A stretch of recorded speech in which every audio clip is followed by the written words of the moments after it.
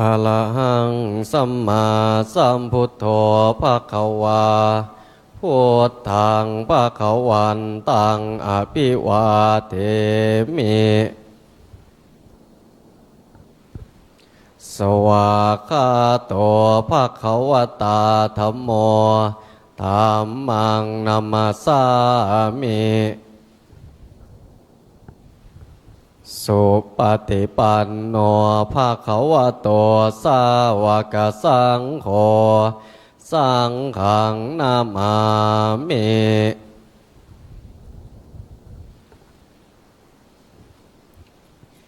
เปิดหนังสือไปหน้า244นะครับ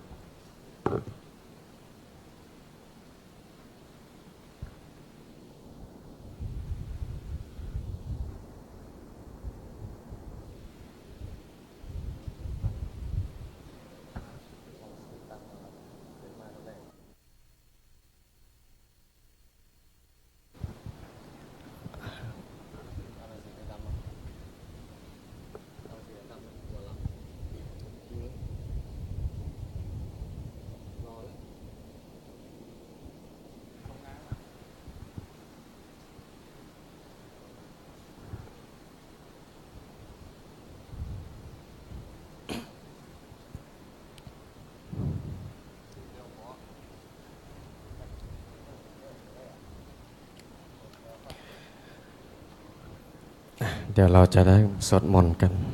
บทมหาจักรพรรดินะครับหน้า244พุทธังชีวิตังเมปุเจมิ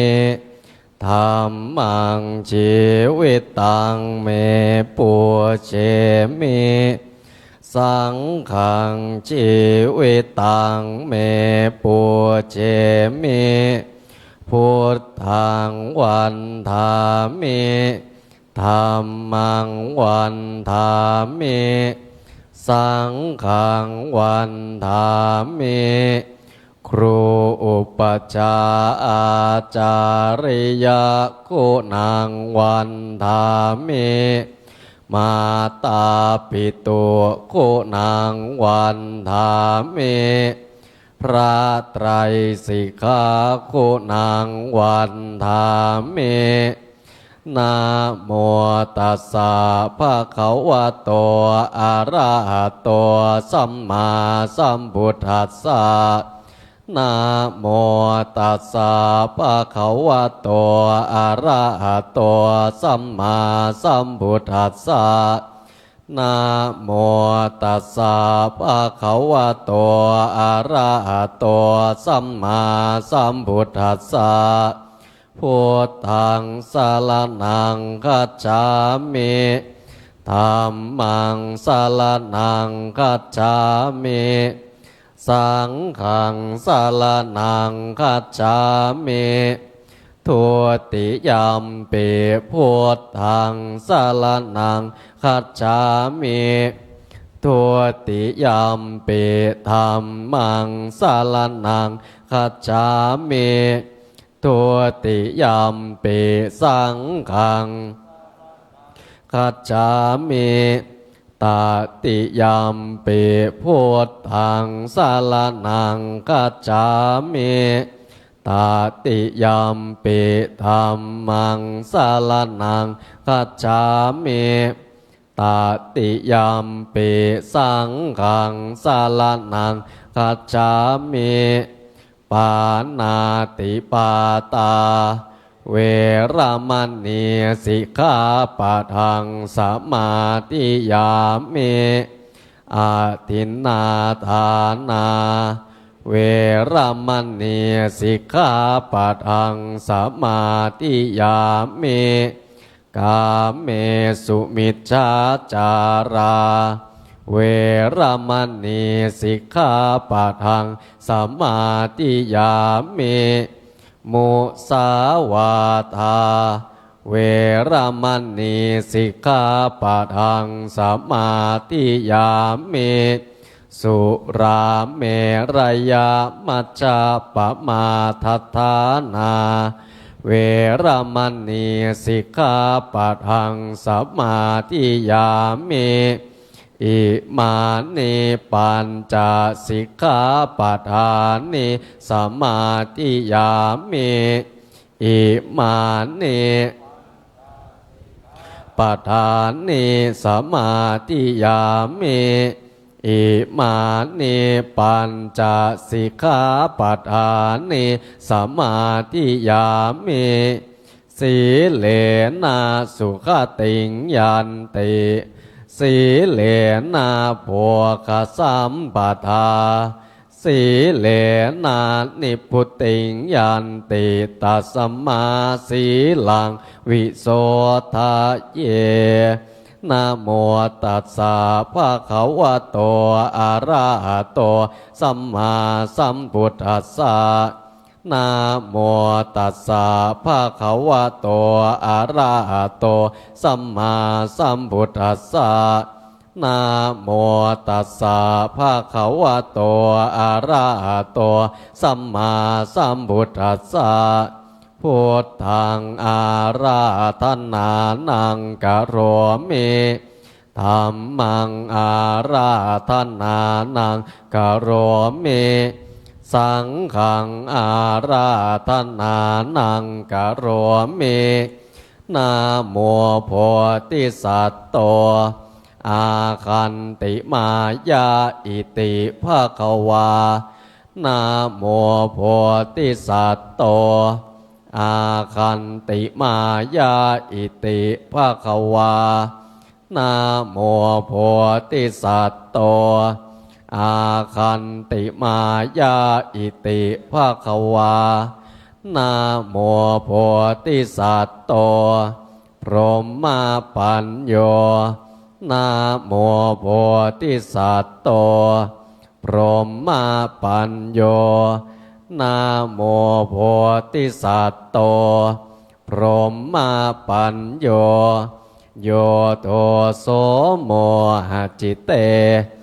นาพุทธสมิงปาปะกะโตมายาขมาธเมกะตังโทสังสัพพะปะปังวินาสันตุโยโตโสโมหจิตเตนาธรรมสมิงปาปะกะโตมายาขมาธเมกะตังภะปะปังวินาสันตุโยโตโสโมหจิตเตนาสังฆสมิงปาปะกะโตมายาขมาธเมกะตังโทสังสัพพะปะปังวินาสันตุนะโมตัสสะภะคะวะโตอะระหะโตสัมมาสัมพุทธัสสะนะโมตัสสะภะคะวะโตอะระหะโตสัมมาสัมพุทธัสสะนะโมตัสสะภะคะวะโตอะระหะโตสัมมาสัมพุทธัสสะนะโมพุทธายะพระพุทธไตรรัตนญาณมานีโนภรัตศีสัสสะสุธรรมมาพุทโธธัมโมสังโฆยะถาพุทโมนะพุทธบูชาธัมมาบูชาสังฆบูชาอัคคีทานังวารังคันทังสีวาลีจมาเทลังอาหังวันธามิทุลโตอาหังวันธามิธาตุโยอาหังวันธามิสัพพโสพุทธธัมมาสังฆาปูเจมินะโมพุทธายะพระพุทธไตรรัตนญาณมานีโนภลัตศีสัสสะสุธรรมมาพุทโธธัมโมสังโฆยะถาพุทโมนะ พุทธบูชาธัมมาอากีตานังวารังคันทังสีวาลีจมหาเถรังอาหังวันทามิตุระโตอาหังวันทามิธาตุโยอาหังวันทามิสัพพโสพุทธธัมมาสังฆาปูเชมินะโมพุทธายะพระพุทธไตรรัตนญาณมานีโนภรัตสีสหัสสะสุธรรมมาพุทโธธัมโมสังโฆยะถาพุทโมนะพุทธ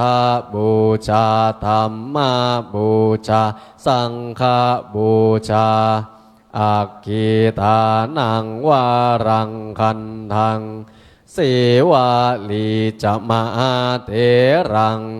อาหังวันทามิทุละโตอาหังวันทามิธาตุโยอาหังวันทามิสัพพโสพุทธธัมมาสังฆาปูเชมินะโมพุทธายะพระพุทธไตรรัตนญาณมานีโนภลัตสีสหัสสะสุธรรมมาพุทโธธัมโมสังโฆยะถาพุทโมนะพุทธบูชาธัมมาบูชาสังฆบูชาอากีทานังวารังคันทังจมหาเถ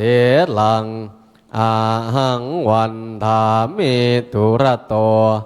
อาหังวันทามิธาตุโยอาหังวันทามิสัพพโสพุทธธัมมาสังฆาปูเชมินะโมพุทธายะพระพุทธไตรรัตนญาณมานีโนภลัตสีสหัสสะสุธรรมมาพุทโธธัมโมสังโฆยะถาพุทโมนะพุทธบูชาธัมมาบูชาสังฆบูชาอาคีทานังวารังคันทังสีวาลีจมหาเถรังอาหังวันทามิทุระโตอาหังวันทามิธาตุโยอาหังวันทามิสัพพโสพุทธธัมมาสังฆาปูเชมินะโม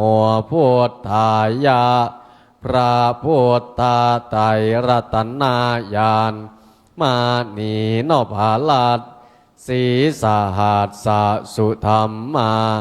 พุทโธธัมโมสังโฆยะถาพุทโมนะพุทธบูชาธัมมาบูชาอากีตานังวารังคันทังสีวาลีจมหาเถรังอาหังวันทามิทุระโตอาหังวันทามิธาตุโยอาหังวันทามิสัพพโสพุทธธัมมาสังฆาปูเชมินะโมพุทธายะพระพุทธไตรรัตนญาณมานีโนภลัตสีสหัสสะสุธรรมมาพุทโธธัมโมสังโฆยะถาพุทโมนะพุทธบูชาธัมมาบูชาสังฆบูชาอากีทานังวารังคันทังสีวาลีจมหาเถรัง อาหังวันทามิทุละโตอาหังวันทามิธาตุโยอาหังวันทามิสัพพโสพุทธธัมมาสังฆาปูเจมินะโมพุทธายะพระพุทธไตรรัตนญาณมานีโนภาลัดศีสหัสสะสุธรรมมาพุทโธธัมโมสังโฆยะถาพุทโมนะพุทธะสังฆบูชา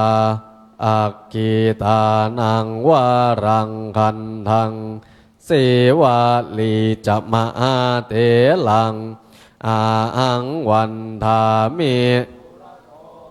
อาหังวันทามิธาตุโยอาหังวันทามิสัพพโสพุทธ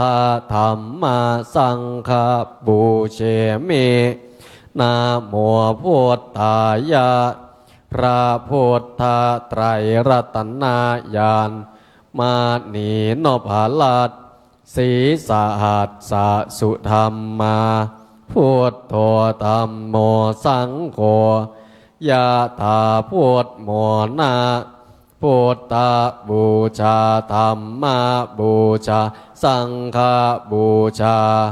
อักขิทานังวารังคันทังเสวาลีจะมหาเถลังอาหังวันทามิทุละโตอาหังวันทามิธาตุโยอาหังวันทามิสัพพโสมาสังฆปูเชมินะโมพุทธายะพระพุทธไตรรัตนญาณมานีโนภาลัดศีสหัสสะสุธรรมมาพุทโธธัมโมสังโฆยะถาพุทโมนะพุทธบูชาธัมมาบูชาสังฆบูชาอักขิทานังวารังคันทังเสวาลีจะมหาเถลังอาหังวันทามิทุละโตอาหังวันทามิธาตุโยอาหังวันทามิสัพพโสพุทธธัมมาสังฆปูเชมินะโมพุทธายะพระพุทธไตรรัตนญาณมานีโนภาลัดศีสหัสสะสุธรรมมาพุทโธธัมโมสังโฆยะถาพุทโมนะพุทธสังฆบูชาอักขิทานังวารังคันทังเสวาลีจะมหาเถลังอาหังวันทามิทุละโตอาหังวันทามิธาตุโยอาหังวันทามิสัพพโสพุทธธัมมาสังฆปูเชมินะโมพุทธายะพระพุทธไตรรัตนญาณมานีโนภาลัดศีสหัสสะสุธรรมมาพุทโธธัมโมสังโฆยะถาพุทโมนะพุทธบูชาธัมมาบูชาสังฆบูชาอักขิทานังวารังคันทังเสวาลีจะมหาเถลังอาหังวันทามิทุละโตอาหังวันทามิธาตุโยอาหังวันทามิ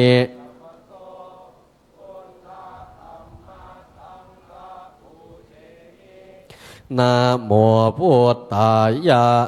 พระพุทธไตรรัตนญาณ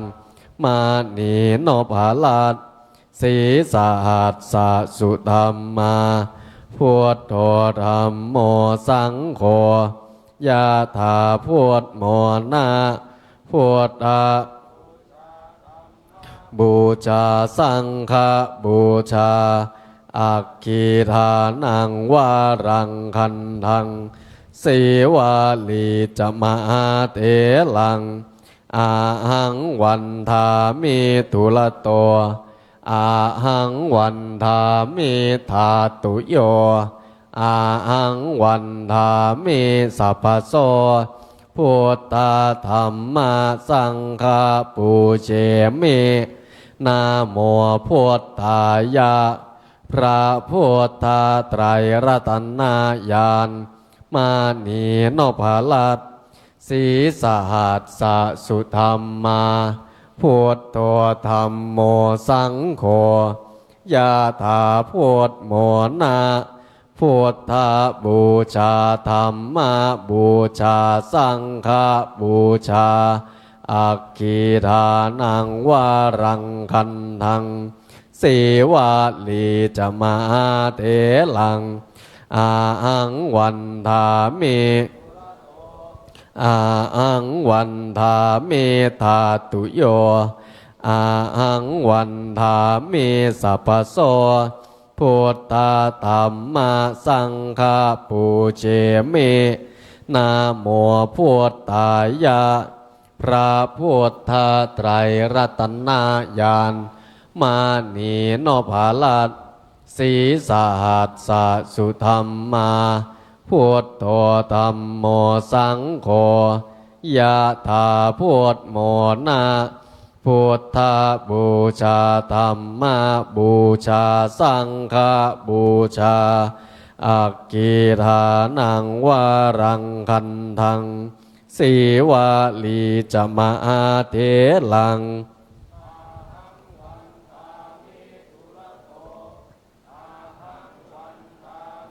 ธาตุโยอาหังวันทามิสัพพโสพุทธธรรมสังฆปูเชมินะโมพุทธายะพระพุทธไตรรัตนญาณมานีโนภาลัดศีสหัสสะสุธรรมมาพุทโธธรรมโมสังโฆยะถาพุทโมนาพุทธบูชาธรรมบูชาสังฆบูชาอักขิทานังวารังคันทังสีวาลีจะมาเทลังอาหังวันทามิทุลโตอาหังวันทามิธาตุโยอาหังวันทามิสัพพโสพุทธธรรมสังฆปูเชมินะโมพุทธายะพระพุทธไตรรัตนญาณมานีโนภาลัดศีสหัสสะสุธรรมมาพุทโธธรรมโมสังโฆยะถาพุทโมนาพุทธ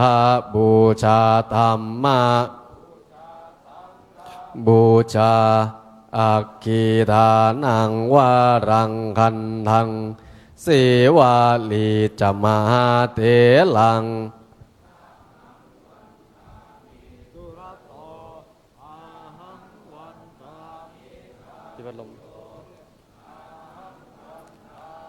สัพพโสพุทธธรรมสังฆปูเชมินะโมพุทธายะพระพุทธไตรรัตนญาณมานีโนภาลัดศีสหัสสะสุธรรมมาพุทโธธรรมโมสังโฆยะถาพุทโมนาพุทธบูชาธรรมบูชาสังฆบูชาอักขิทานังวารังคันทังสีวาลีจะมาเทลังอาหังวันทามิทุลโต อาหังวันทามิธาตุโยอาหังวันทามิสัพพโสพุทธธัมมาสังฆาปูเชมินะโมพุทธายะพระพุทธไตรรัตนญาณมานีโนภาลัสสีสหัสสสุธรรมมาพุทโธธัมโมสังโฆยะถาพุทโมนาพุทธบูชาธัมมาบูชาสังฆบูชาอักขิทานังวารังกันทังสีวาลีจมาเตลังอาหังวันทามิตุละโตอาหังวันทามิธาตุโยอาหังวันทามิสัพพโสพุทธธัมมาเจมิ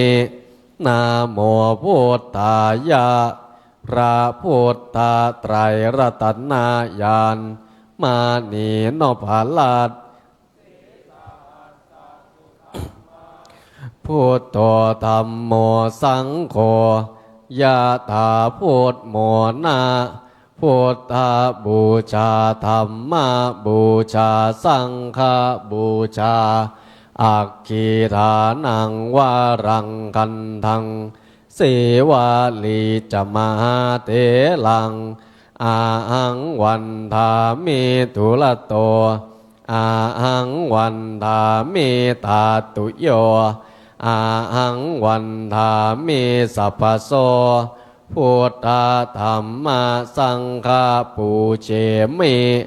นะโมพุทธายะ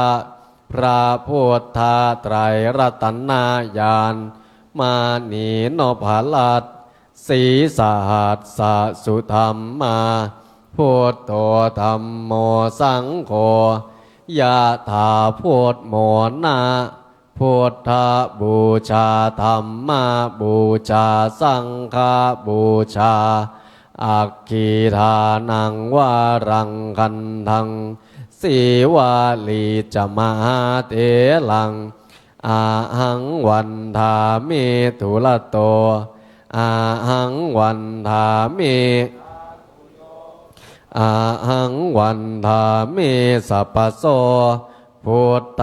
ธัมมาสังฆปูเชมินะโมพุทธายะพระพุทธไตรรัตนญาณมานีโนภาลัส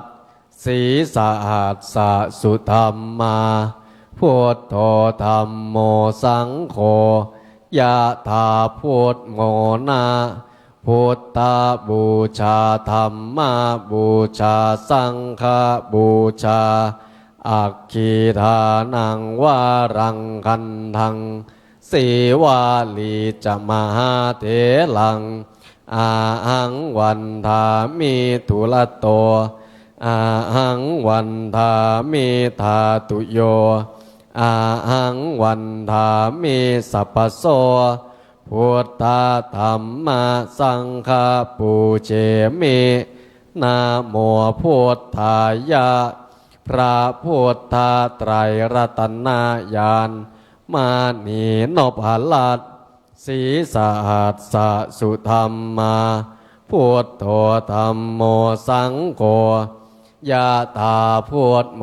นาพุทธบูชาธัมมาบูชาสังฆบูชาอักขิทานังวารังกันทังสีวาลีจมาเตลังอาหังวันทามิวันทามิธาตุโยอาหังวันทามิสัพพโสพุทธธัมมาสังฆปูเชมินะโมพุทธายะพระพุทธไตรรัตนญาณมานีโนภาลัสสีสหัสสสุธรรมมาพุทโธ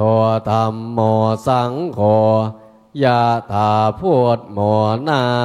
พ พุทธบูชาธัมมบูชาสังฆบูชา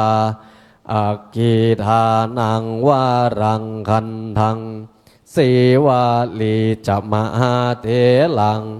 อาหังวันทามิทุลโตอาหังวันทามิธาตุโยอาหังวันทามิสัพพโสพุทธธัมมาสังฆาปูเชมินะโมพุทธายะพระพุทธไตรรัตนญาณมานีนพลัดศีสาหัสสุธรรมมาพุทโธธัมโม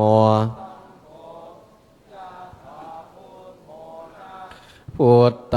บูชาธัมมาบูชาสังฆบูชาอักขิทานังวารังคันทังสีวาลีจมหาเถลังอาหังวันทามิวันทามิธาตุโยอาหังวันทามิสัพพโสพุทธนะโมพุทธายะพระพุทธไตรรัตนญาณมานีนพลัดศีสาหัสสุธรรมมาพุทโธธัมโมสังโฆยะถาพุทโมนะพุทธบูชาธัมมาบูชาสังฆบูชา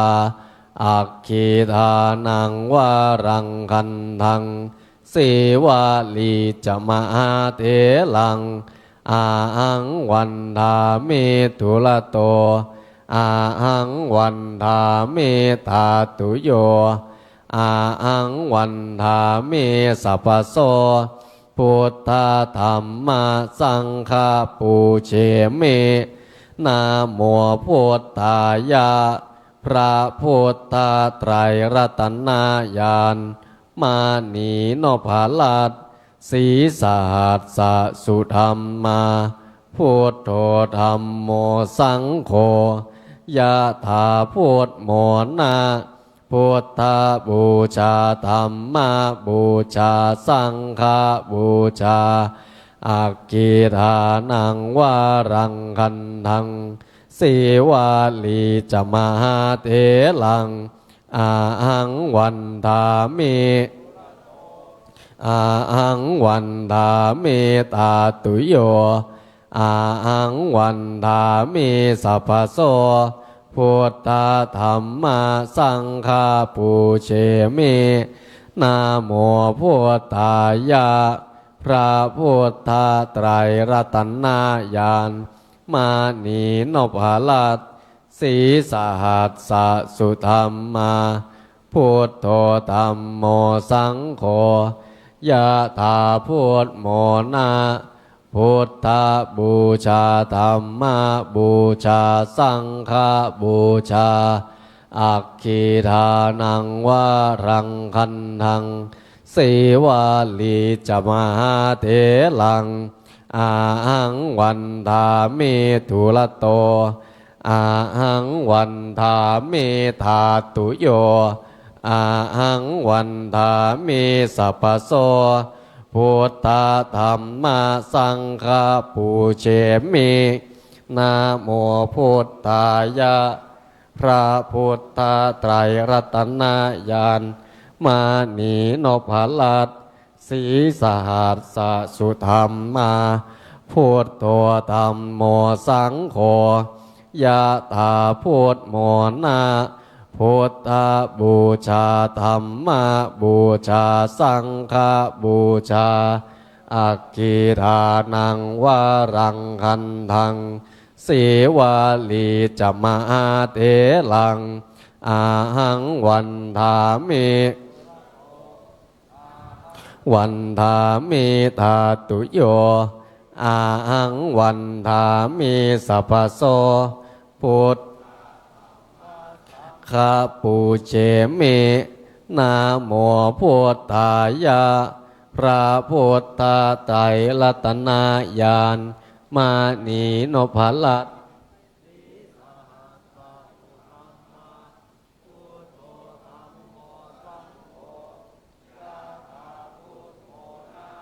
พุทธบูชาธรรมบูชาสังฆบูชาอักขิทานังวารังคันทังสีวาลีจมาเทลังอาหังวันธามิอาหังวันธามิธาตุโยอาหังวันธามิสัพพโสพุทธธรรมสังฆปูเชมินะโมพุทธายะพระพุทธไตรรัตนญาณมานีโนภลัต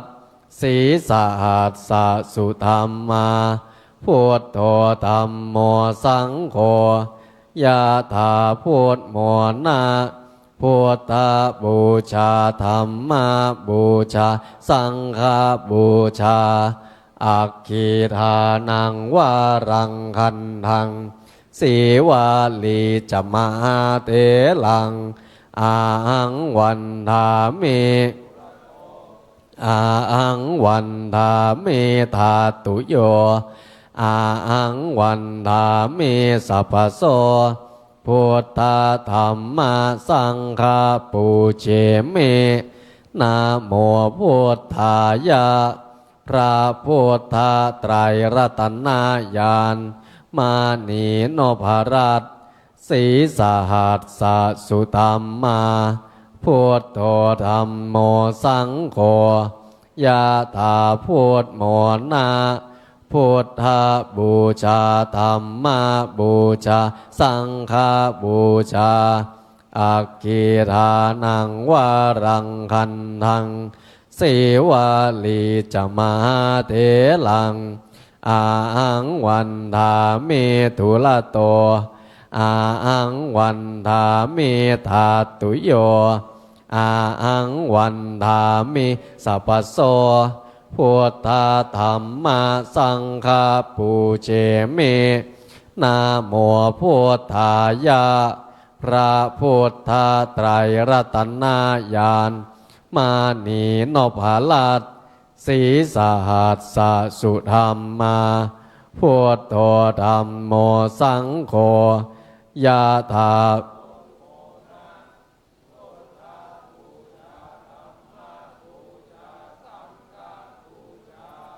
อักขิทานังวารังคันทัง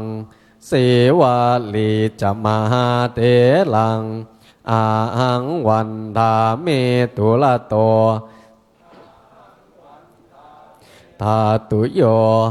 อาหังวันธามิสัพพโสพุทธธรรมสังฆปูเชมินะโมพุทธายะพระพุทธไตรรัตนญาณมานีโนภลัตสีสหัสสสุธรรมาพุทโธธรรมโมสังโฆ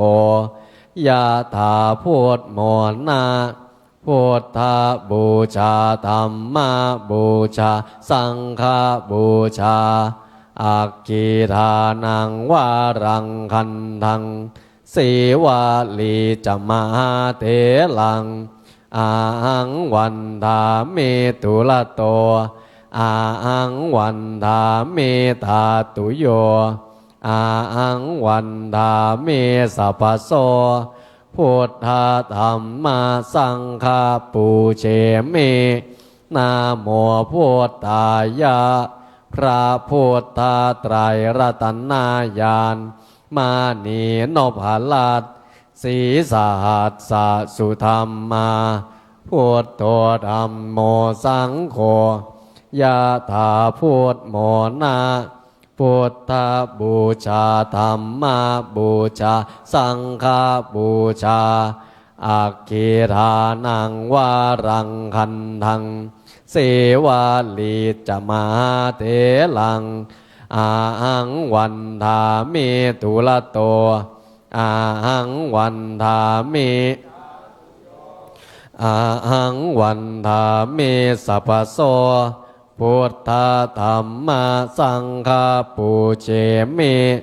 นะโมพุทธายะพระพุทธไตรรัตนญาณมานีนพรัตน์ศีสหัสสสุธรรมาพุทโธธัมโมสังโฆยะถาพุทธโมนาพุทธบูชาธัมมาบูชาสังฆบูชาอัคคีทานังวารังคันทังเสวาลีจะมหาเถลังอาหังวันทามิทุลโตอาหังวันทามิธาตุโยอาหังวันทามิสัพพโส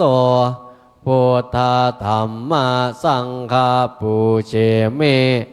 นะโมพุทธายะพระพุทธไตรรัตนญาณมานีนพรัตน์ศีสหัสสสุธรรมาพุทโธธัมโมสังโฆยะถาพุทธโมนาพุทธบูชาธัมมาบูชาสังฆบูชาอัคคีทานังวารังคันทังจะมาเถลังอาหังวันทามิทุลโตอาหังวันทามิธาตุโยอาหังวันทามิสัพพโสพุทธธัมมาสังฆาปูเชมินะโมพุทธายะพระพุทธไตรรัตนญาณมานีนพรัตน์ศีสหัสสสุธรรมาพุทโธธัมโมสังโฆยะถาพุทธโมนะพุทธบูชาธัมมาบูชาสังฆบูชาอัคคีทานังวารังคันทังเสวาลีจะมหาเถลังอาหังวันทามิทุลโตอาหังวันทามิธาตุโยอาหังวันทามิสัพพโสพุทธธัมมาสังฆาปูเชมินะโมพุทธายะพระพุทธไตรรัตนญาณมานีนพรัตน์ศีสหัสสสุธรรมาพุทโธธัมโมสังโฆยะถาพุทธโมนะพุทธบูชาธัมมาบูชาสังฆบูชาอัคคีทานังวารังคันทังเสวาลีจะมหาเถลังอาหังวันทามิทุลโตอาหังวันทามิวันทามิสัพพโสพุทธธัมมาสังฆาปูเชมินะโมพุทธายะพระพุทธไตรรัตนญาณมานีนพรัตน์ศีสหัสสสุธรรมาพุทโธธัมโมสังโฆยะถาพุทธโมนะพุทธบูชาธัมมาบูชาสังฆบูชาอัคคีทานังวารังคันทังเสวาลีจะมหาเถลังอาหังวันทามิทุลโตอาหังวันทามิธาตุโยอาหังวันทามิสัพพโสพุทธธัมมาสังฆาปูเชมินะโมพุทธายะพระพุทธไตรรัตนญาณมานีนพรัตน์ศีสหัสสสุธรรมาพุทโธธัมโมสังโฆยะถาพุทธโมนะพุทธบูชาธัมมาบูชาสังฆบูชาอัคคีทานังวารังคันทังเสวาลีจะมหาเถลัง อาหังวันทามิทุละโตอาหังวันทามิตาตุโยอาหังวันทามิสัพพโสพุทธธรรมสังฆปูเชมินะโมพุทธายะรัตนายานมานีโนภาลัดสีสหัสสะสุธรรมาพุทโธธัมโมสังโฆยะถาพุทโมนะพุทธบูชาธัมมาบูชาสังฆบูชาอักขิทานังวารังคันทังสีวาลีจัมมาเทลังอาหังวันทามิทุละโตอาหังวันทามิธาตุโยอาหังวันทามิสัพพโสพุทธธรรมสังฆปูเชมินะโมพุทธายะพระพุทธไตรรัตนญาณมานีโนภาลัดสีสหัสสะสุธรรมาพุทโธธัมโมสังโฆยะถาพุทโมนะพุทธบูชาธัมมาบูชาสังฆบูชาอักขิทานังวารังคันทังสีวาลีจัมมาเทลังอาหังวันทามิอาหังวันทามิตาตุโยอาหังวันทามิสัพพโสพุทธธรรมสังฆปูเชมินะโมพุทธายะพระพุทธไตรรัตนญาณมานีโนภาลัดสีสหัสสะสุธรรมาพุทโธธัมโมสังโฆยะถาพุทโมนะพุทธบูชาธัมมาบูชาสังฆบูชาอักขิทานังวารังคันทังสีวาลีจัมมาเทลังอาหังวันทามิทุละโตอาหังวันทามิธาตุโยอาหังวันทามิสัพพโสพุทธธัมมาสังฆปูเชมิพอสมควรแก่เวลากับการสวดมนต์ปรับเปลี่ยนอิริยาบถ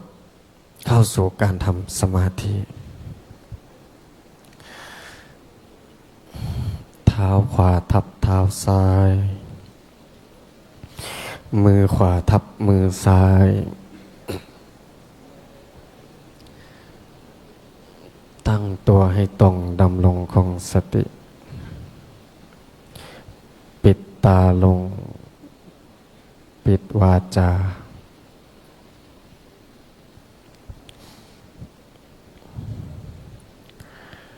หายใจเข้าพุทหายใจออกโทหายใจเข้าพุทหายใจออกโท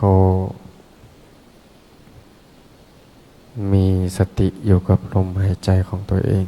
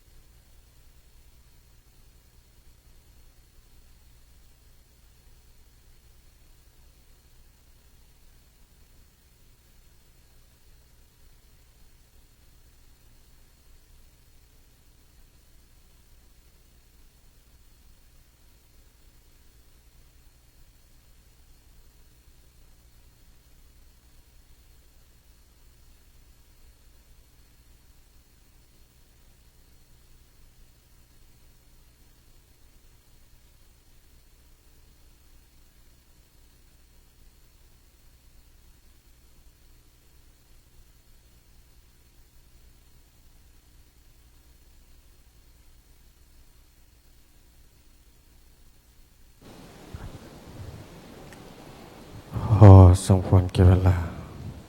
ออกจากการทำสมาธิ เปิดหนังสือไปหน้า52หน้า52หันธรรมยังอุทิศนาทิฏฐานาคาทายโยปนามะเส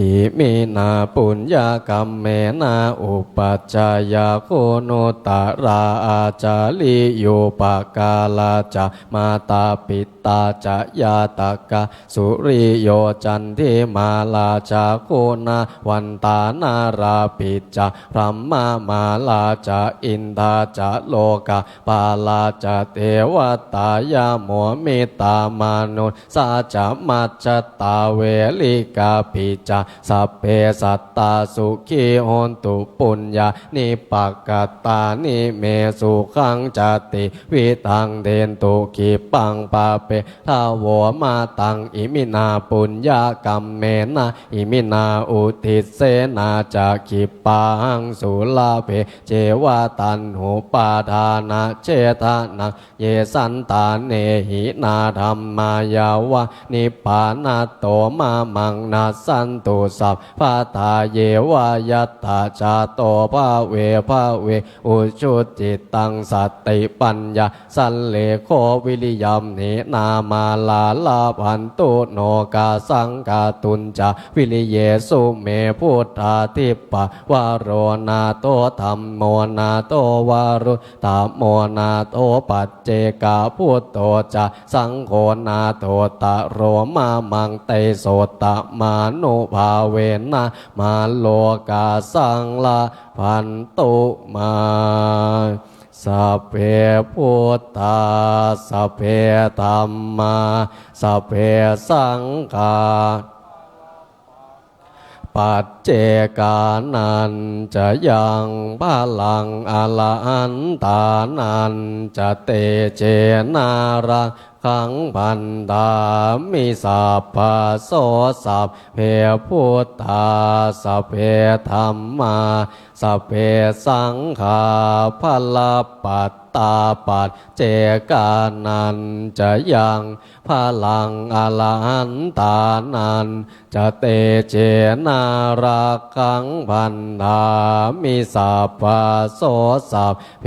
พุทธาสัพเพธัมมาสัพเพสังฆาพละปัตตาปัจเจกานันจะยังพลังอรหันตานันจะเตเจนารักขังพันธามิสัพพะโสพุทธังอธิษฐามิธัมมังอธิษฐามิสังฆังอธิษฐามิ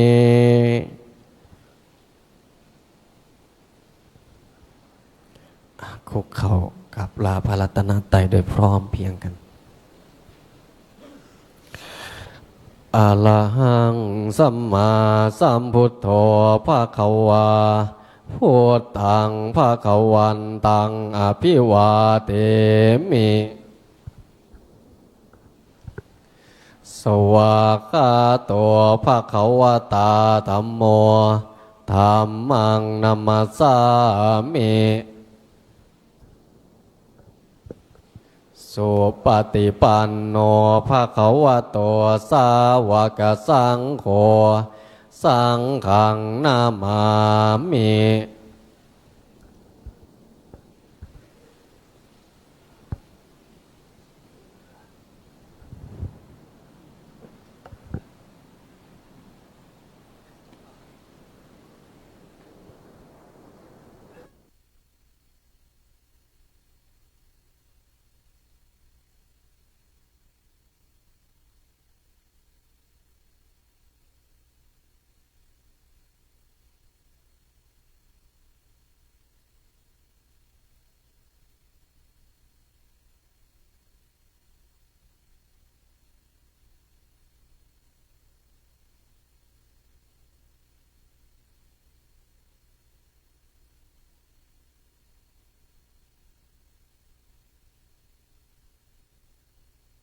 เนี่ยสามเณร